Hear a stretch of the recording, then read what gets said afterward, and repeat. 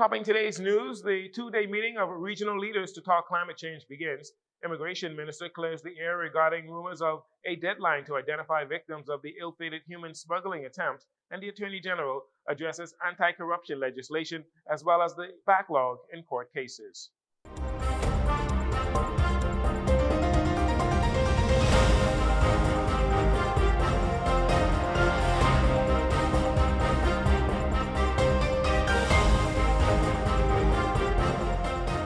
The first ever Caribbean regional government meeting in preparation for COP27 began this morning at Bahama Convention Center.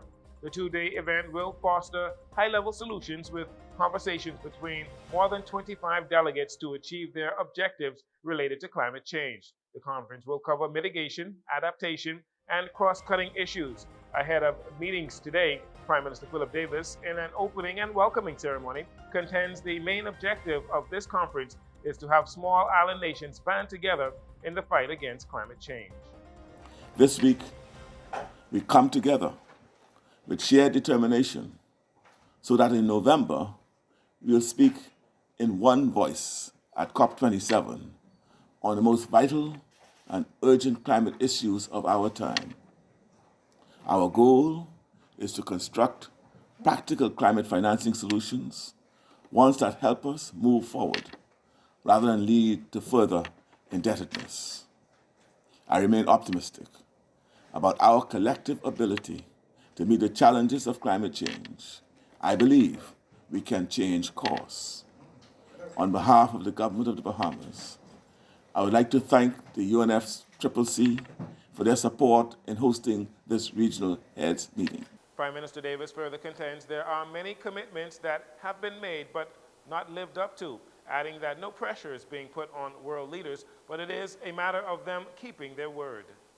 Because for my part, and I've said it before, we are commitment fatigue and we are pledge fatigue. So of course the pledge to make available $100 billion is yet to be realized, and that was made how many years ago now, Donald?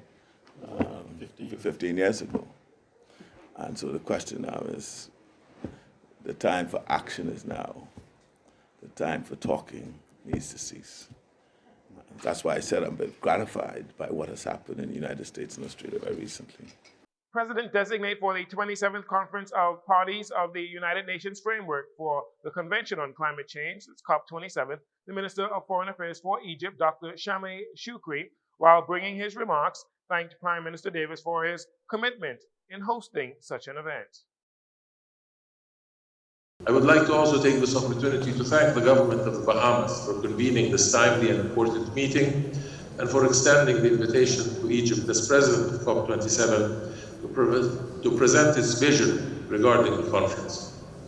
Excellency, COP27 in Sharm el-Sheikh will take place at a critical moment for our planet.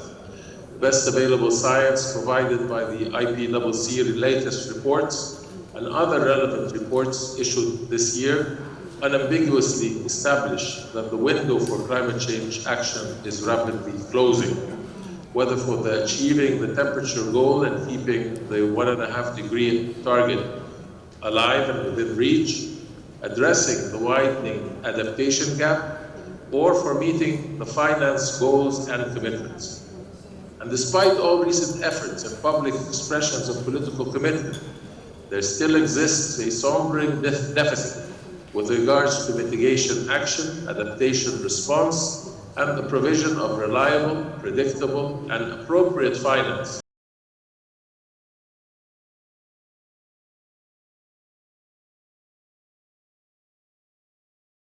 Prime Minister Davis says he hopes that much will be accomplished in the meetings over the next 2 days, and action will start in decreasing the negative effects of climate change.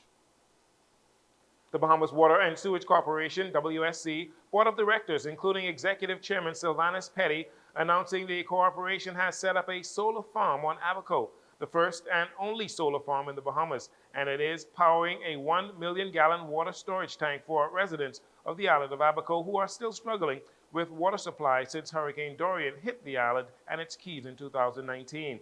Mr. Petty says while there will be a commissioning ceremony next month, they are facing some electrical challenges with Bahamas Power and Light. We have a million gallon storage tank right now that's in use.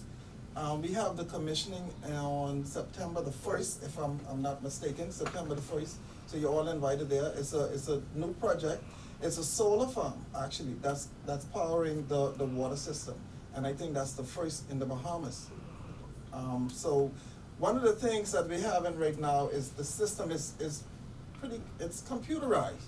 So we're having challenges with the computers and getting the power, we're having sufficient power, have clean power, electrical power. So once that all sorted out, within the next few days or so, we should have that up and running, and the water challenges and Abaco should be no more. Now, with the water supply being one of the main challenges globally, the Water and Sewage Corporation will host the 31st Annual Caribbean Water and Wastewater Regional Conference, or CWWA, on October 17th to the 21st at the Atlantis Paradise Island Resort.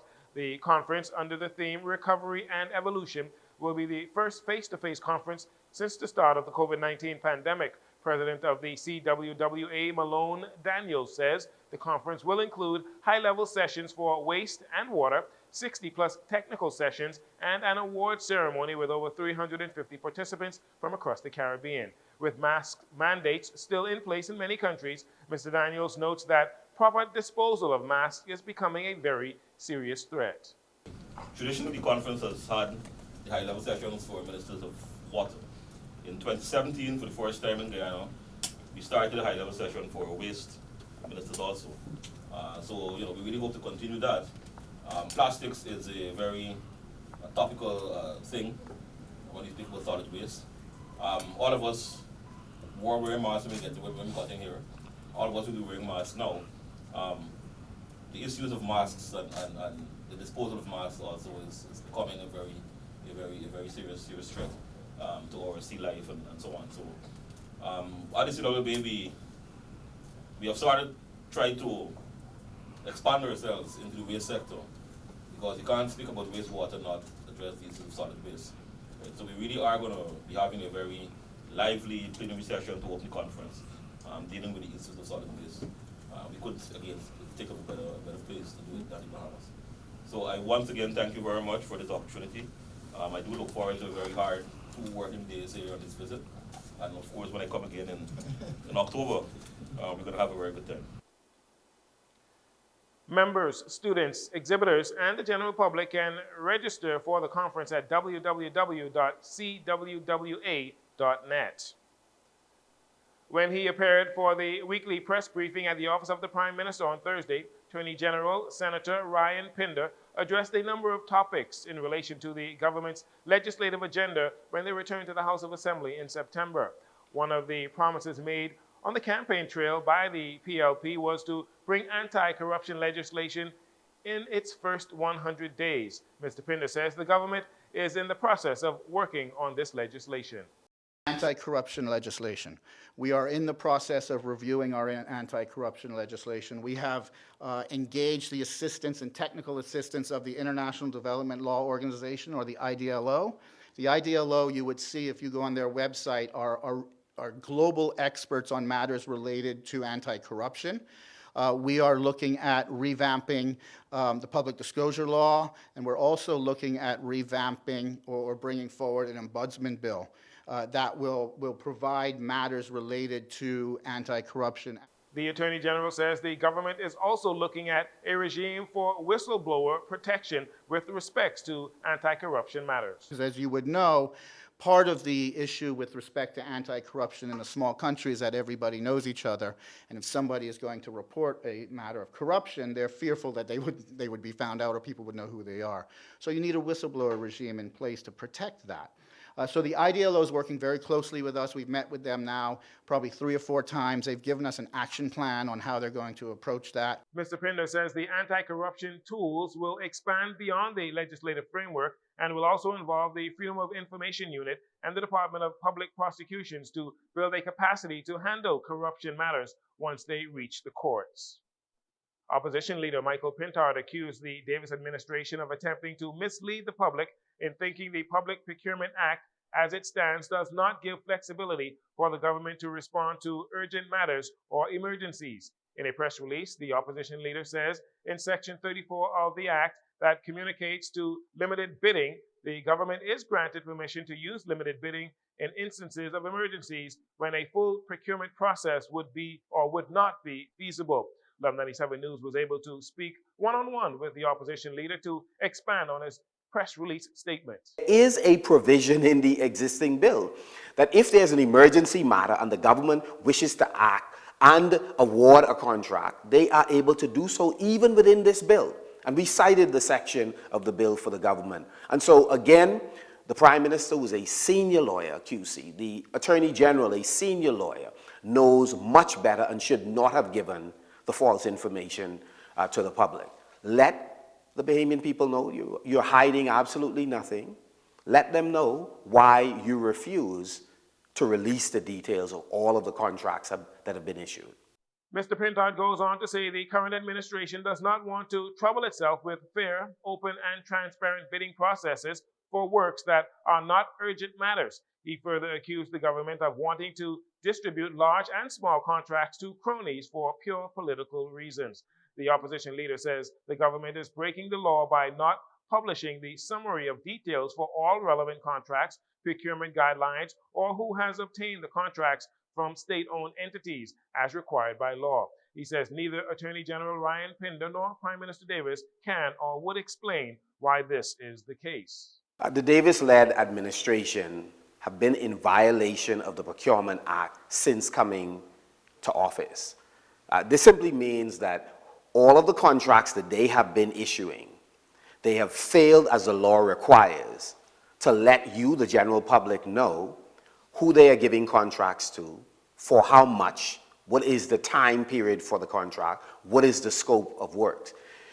The Bahamian public would like to know how its money is being spent. And for the government to simply flat out refuse to report those contracts that have been issued by any government board or authority or corporation or ministry is wrong.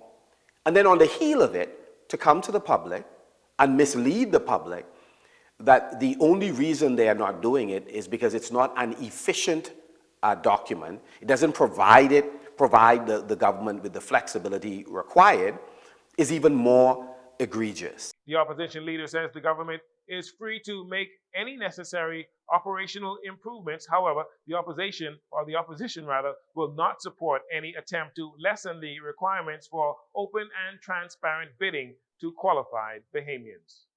Any sitting government reserves the right to adjust or amend legislation as they see fit. We want to make it clear, however, the Free National Movement will not support a gutting of the bill, meaning that we will not support the government removing layers in the bill that does not hold an administration to account, does not allow it to be transparent in how and to whom it is issuing various contracts.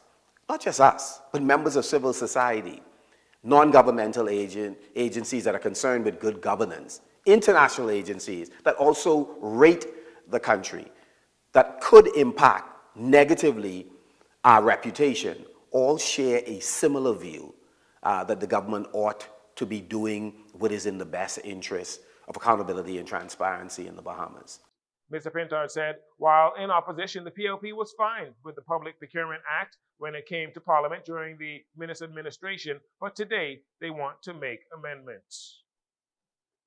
While officials still work to identify 12 of the Haitian migrants who drowned in the failed human smuggling attempt on July 24th, Immigration Minister Keith Bell says all of the deceased are being given the highest degree of humanity. His comments come as it is alleged that a deadline has been given for relatives of the deceased to come forward to officially identify their loved ones. As it relates to the survivors, this week we anticipate that we're going to repatriate 130 irregular Haitian migrants to Haiti and another 30 plus to Cuba.